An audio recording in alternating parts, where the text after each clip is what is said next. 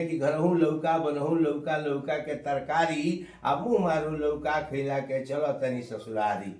ये में के मेन रहे आ दुर्गा जी के ऊ कैसे निकल रहे। अच्छा, रउआ तो पुरान जानकार बानी आ रउआ अपना जमाना में सुपर स्टार रहल बानी। हई जे नावका लोग गीत गावत है एबरा माने अश्लील आ उ लोग एबरा सिंगर कहा था का रउआ तरफ से संदेश रही उ लोग खातिर। नमस्कार प्रणाम, हाला जंक्शन में रउआ लोग के स्वागत बा। आ देख सकतानी भोजपुरी के धरोहर आ भोजपुरी के संवारे वाला आज हम पहुंचल बानी भोजपुरी के बादशाह हाकिम यादव जी के पास और इनके बारे में बहुत कुछ हम जानेंगे और आजकल जो अश्लील जो हो रहा है उसके बारे में भी हम जानेंगे। हाला जंक्शन में स्वागत। हाँ, हमारे तरफ से स्वागत बा जी। अच्छा, रउआ तो पुरान जानकार बानी आ रउआ अपना जमाना में सुपर स्टार रहल बानी। हई जे नावका लोग गीत गावत है एबरा माने अश्लील आ उ लोग एबरा सिंगर कहा था का रउआ तरफ से संदेश रही उ लोग खातिर। अरे हमरा तरफ से ये संदेश है कि नीमन बात कबो निमने रही। सोना अगर 100 साल माटी में रही तो भैया वो सोने रही। और पैसा खातिर के का गावता का करता ए पर तो हम कहूँ निर्णय ना ले, लेकिन जे जौन गावता तनी अपना से सोच के ही काहे कि हमनी के एगो समाज के सुधारक बानी जा आ हमनी पर समाज निर्भर करता तो तनी बढ़िया गावल जाई तो अति सुंदर रही। आ तो पैसा खातिर जौन बुझाए तो करो, वैसे कौन हमरा निष्पत नहीं है भैया। काहे कि शुद्ध और लक्ष्मी पापी के घर होय, संत समागम हरि कथा तुलसी दुर्लभ दोय। धन संपत्ति तक केहू के हो जाई, लेकिन भगवान के भजन सत्संग ये बड़ा दुर्लभ से मिलेला भैया। और हमरा इ पर का बोले के बाबा भोजपुरी पर। अच्छा, एगो कहानी भी रउआ गौले रानी रसु भगत। हाँ, बहुत राउत के से टोबरा बहुत चलला, बहुत गार्दा रुआ मचौले रहनी। तनी दू लाइन ओमे के थोड़ा ए भैया 1990 में उ केसी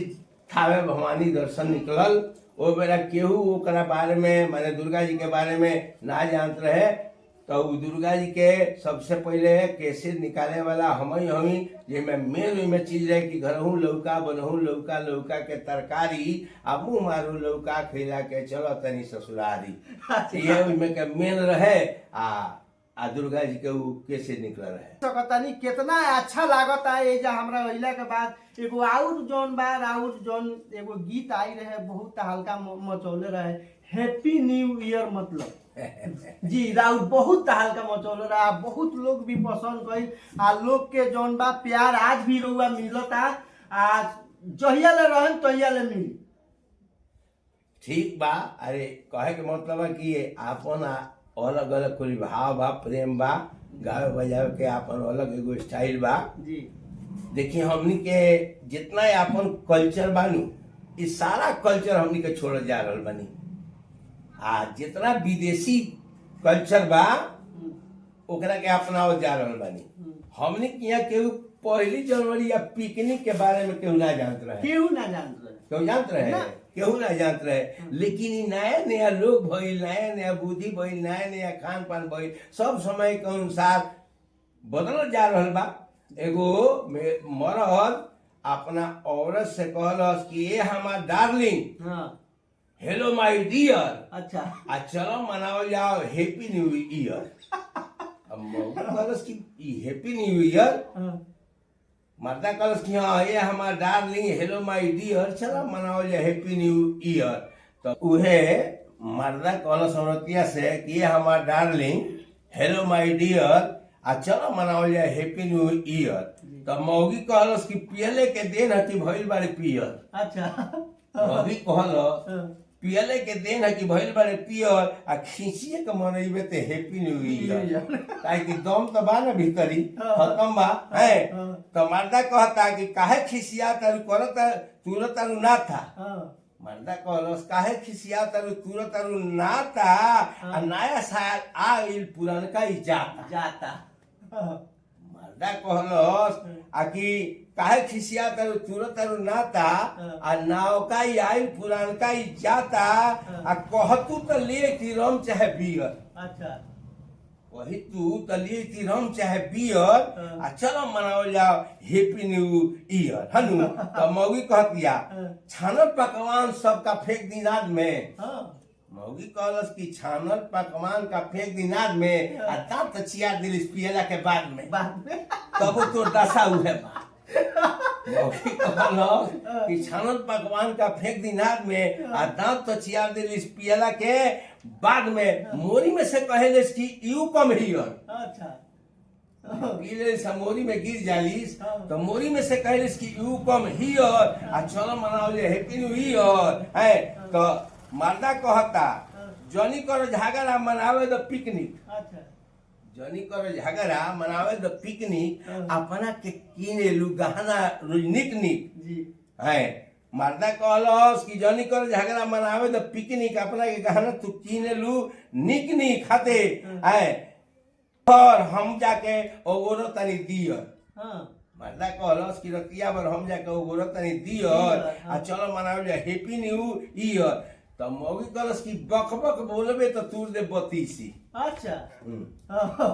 आग के मार के आवेलिस नु तो तोर बोलिए बदल जाला बकबक करबे तो तूर दे बतीसी आ उन्हीं से मार के आ गइले एगो सीसी को बिगहा बोल बा एगो देही पर तो बस्ता निमन नहीं खेल को बिगहा बोल बा कि गोरे जेबे दियर आ चलो मनाओ जे हैप्पी न्यू ईयर तो मर्दा कहता कि 52 बीघा के अकेले हम जोतनिया अच्छा 100 दूसर 52 बीघा के अकेले हम जोतनिया आ तू ही मंगल ग्रह के प्लाट हो धनिया अच्छा धरती पर के पूछता मंगल ग्रह पर के तू प्लाट हो हाँ ओजी चल हम तारे के दिखाओ तनी ये कितना हम प्लाट बनी मंगल ग्रह पर आ दे हाकिम जब तो कहे कि आवा हमरा नियर आ चलो मनाओ जाए हैप्पी न्यू ईयर ये तो कविता बा देखी कितना हम यहाँ के कविता सुन के भी हम बहुत खुश बानी आ बहुत हमरा अच्छा लागता आ दर्शक के भी काफी रुआ प्यार मिलल है पर आ बहुत लोग दर्शक भी पसंद करेला एगो राउर एगो दहेज प्रथा पे आई रहे जौन की एक बार लोग शादी ब्याह करता अपना लड़की के और ओकरा के दहेज खातिर लोग जौन बा ओकरा के हत्या कर देता जौन की अपराध करता यही पर रउआ का कुछ संदेश माने दर्शक के जौन बा देवे के चाहतनी जौन की बहुत घोर पाप बा की एगो बेटी जौन बा जन्मावे में पोसे में बहुत माने ई संसार के एथी बा रचना जौन बा ई औरते से होता औरते से सब कुछ बा जौन की एक बार लोग जौन बा 1 लाख 2 लाख रुपया खातिर लोग हत्या कर देता अपना पोतो के यही पर रउआ माने रउआ बहुत जानकार आदमी बानी हमनी के छोटा मोटा आदमी बानी सा लेकिन समाज के हम चाहतनी कि कुछ ऐसा रउआ पड़ोसी की जौन की समाज के दिमाग होके अकील खुले की हत्या ई जौन बा घनघोर पाप बा ई पर रउआ का कहे के चाह ए भैया दहेज प्रथा जौन बा ई बहुत गलत काम बा पहिलका बा रउआ इहो देखले कबलोनी आ कि एक आदमी संसार में बाने कि पूरा उनके हिंदुस्तान के धन दे दिया जाए तब उनका संतोष ना हो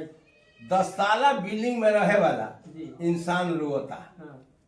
एगो पलानी में झोपड़ी में रहे वाला नून रोटी खा के सुख से सुतता अच्छा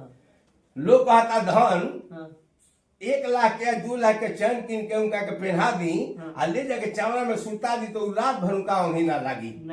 यही से हम सबका रिक्वेस्ट करे निहोरा करे आ कि जितने में जेबावे उतने में खुशहाल रहे सुख से रहे संतोष करके रहे बस वही में सारा धन बा आ ना ही तय बेरा देखते बानी आ कि दहेज खातिर रोज हत्या होता रोज घर से निकाला जाता आखिर का है ऐसे कि ओकरा लगे संतोष नहीं है तो हम ये कहे कि भाई एक प्रथा के हटाई लो नी आ जितने में मालिक रहुआ के दिले बड़े कमाए कोशिश करी लो नी आ खूब आगे ओकरा के बढ़ावे कोशिश करी लो यही पर एगो गीत बा कि भूल मती करी है रे माई ससुरा में भेज के भूल मती करी है रे माई ससुरा में भेज के जौना घर में फूटल बाटे अगिया दहेज के जौना घर में फूटल बाटे साल भर के भीतरे घटना घटले सुनाई बतिया हमार जो केहू न पतियाई रख ले वही जतिया माई नैहर में सहेज के जौना घर में फूटल बाटे अगिया दहेज के भूल मोती करिहे रे माई ससुरा में भेज के जौना घर में फूटल बाटे अगिया दहेज के मरिहे मुई है नाथ झोंक दी है आग में ओकरा ले नीमन बाटे बाबुले के बाग में माई रे नाथ मरी जाए प्राण तेज के जौना घर में फूटल बाटे अगिया दहेज के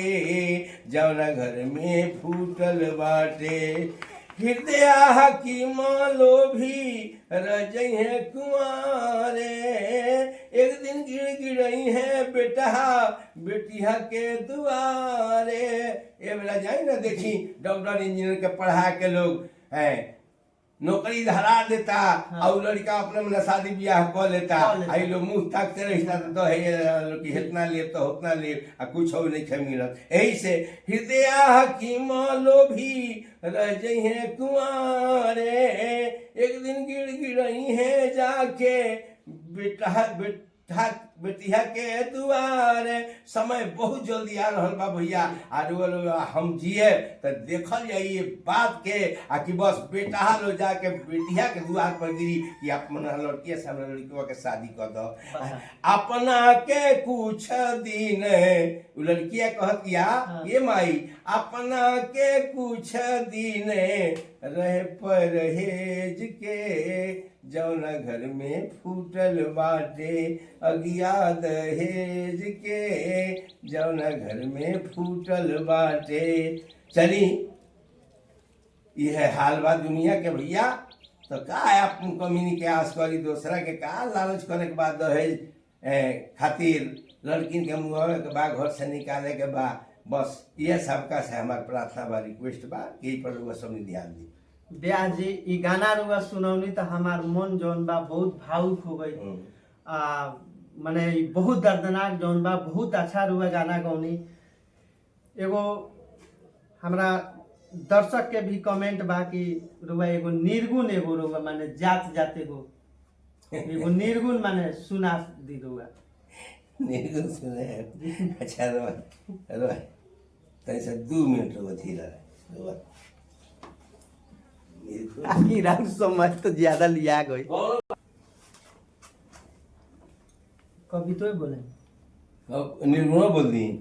ई का है गंगा में कूद के साबुन से धोई कहियो सियार पवित्र ना हाँ हाँ ना ये बोले रही ना निर्गुण में बाद में परोस है ओकरा के लास्ट में परोस हां हुए नहीं देखिए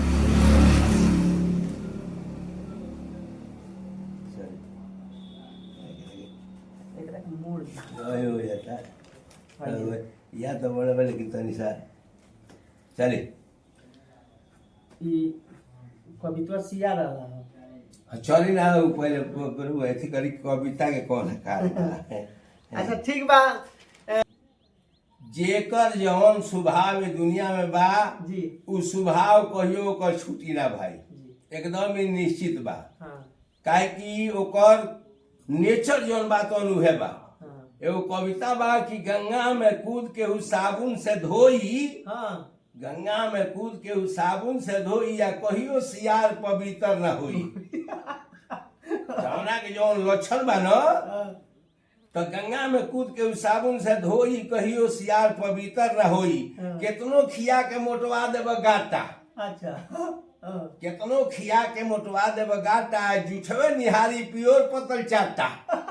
जौन दूसरा के चाट तार सन उ कब कमाए के ना चाहिए सन कितनो खिया के मोटवा देबो गाटा जुठवे निहारी पियोर पतल चाटा मुंह ऊपर क के अधीरतिया के रोई काहे कि ओकर उहे स्वभाव बा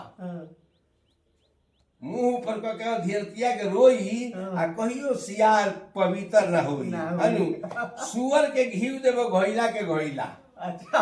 सुअर के घीव देबो घोइला के घोइला तबो उ नारिये में खोजत फिरी मोइला काहे कि उहे ओकर संस्कार बा उहे ओकर कल्चर बा आए आ पाके में ढुक के पाके में ढुक के खोराक अपन टोई आ कहियो सियार पवित्र ना होई अच्छा हृदय हाकिम हाथ धइले कपारे अच्छा हृदय हाकिम हाथ धइले कपारे आ ढेर लोग चलल बा दूसरे के सुधारे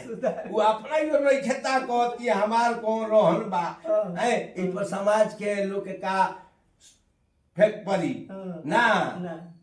हृदय हाकिम हाथ धइले कपारे आ ढेर लोग चलल बा दूसरे के सुधारे तौने मिली काटे के जे जौन बोई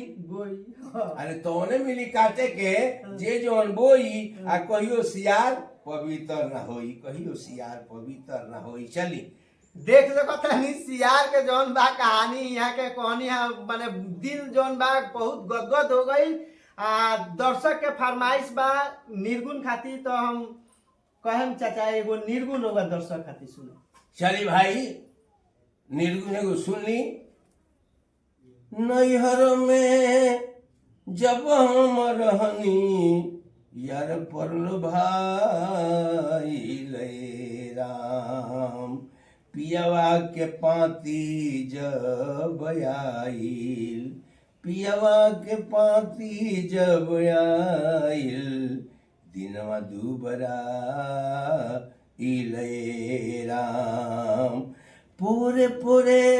भरल गुनवा गुनवा ना चिन्हाइले राम पूरे पूरे भरल गुनवा गुनवा ना भेटाइले राम जाए खातिर दिनवा धराइल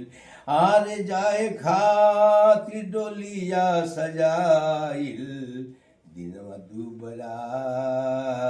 आइले राम नाही अखा वार नाही खोइछा केहू न पास आइले राम आज जैसे ही ससुरवा नियर आइल जैसे ही ससुरवा नियर आइल दिनमा दुबरा इले राम हाकिम जादव हल चल मनवा माया में अझुराइले राम अरे सगरो तीरथ घूमयनी सगरो तीरथ घूमयनी दगियो नाउरा इले राम अरे सगरो तीरथ घूमियनी दगियो नाउरा इले राम वाह गजब रउआ निर्गुण गौनी आ जाते जाते हम कहम कि हमरा दर्शक खातिर एगो चटनी रउआ तनी चटनी लास्ट में एगो गा दी अब कौन चटनी एगो राउर एगो गाना आई रहे बहुत हल्का मचौले रहे डोंट टच माय बॉडी जौन की पुराना गाना राउर रहे लेकिन बहुत हल्का मचौलो सा पुरान के लोग सुने के कहता कमेंट आवता बार बार तो हमरुआ से ज्यादा समय ना लेम 2 मिनट के समय लेम रिक्वेस्ट बा कि ई गाना तो नहीं जाते जाते एगो चटनी हो जाए चली बहुत दिन पुराना बात है बोली भगवान कृष्ण राधा से कल किया था Radha don't touch my body तो राधा कहली कि ए Shyam don't touch my body Mohan रसिया don't touch my body Mohan रसिया I am the daughter Vrindavan के I am the daughter Vrindavan के you are the son of Gokul रसिया don't touch my body Mohan रसिया don't touch my body Mohan रसिया तब ये कह के अपना बारी के हम समाप्त करतनी आ रउआ लोग लाइक कह के बताएं कि चाचा से इंटरव्यू लेके रउआ लोग के कैसन लागल। जय हिंद जय भारत।